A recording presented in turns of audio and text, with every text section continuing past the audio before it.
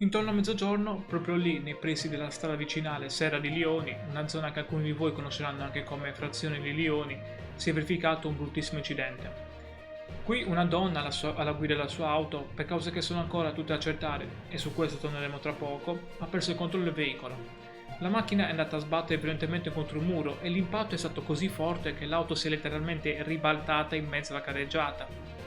Una vettura rovesciata, una persona incastrata tra le lamiere, una situazione da brividi. Ma per fortuna la macchina dei soccorsi in Sardegna è stata fulminea. Sul posto sono intervenuti immediatamente i vigili del fuoco del distaccamento di Porto Torres e non è stato un compito facile, però sicuro. La donna era rimasta intrappolata all'interno dell'abitacolo. Pensate che hanno dovuto usare il gruppo da taglio, un attrezzo potentissimo per riuscire a liberarla dalle lamiere che la tenevano prigioniera. Un lavoro di precisione, sotto pressione, che dimostra ancora una volta l'incredibile preparazione dei nostri pompieri. Una volta estratta dall'auto, la donna è stata subito affidata alle equipe della medicalizzata il giorno 18. Dopo le prime, fondamentali cure direttamente sul posto, è stata trasportata d'urgenza al pronto soccorso, in particolare quello della Santissima Annunziata di Sassari. Un sospiro di sollievo per sapere che era in buone mani.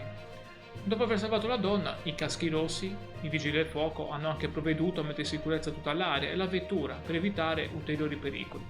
E naturalmente, per i rilievi e per capire la dinamica esatta di questo incidente, è intervenuta anche la polizia locale di Sassari. Le cause, come dicevamo prima, sono ancora avvolte nel mistero e saranno le indagini a fare piena luce su quanto accaduto. Ora voglio sentire la vostra. Avete mai assistito o magari avete avuto esperienza di situazioni simili in cui la velocità e la professionalità dei soccorsi ha fatto davvero la differenza?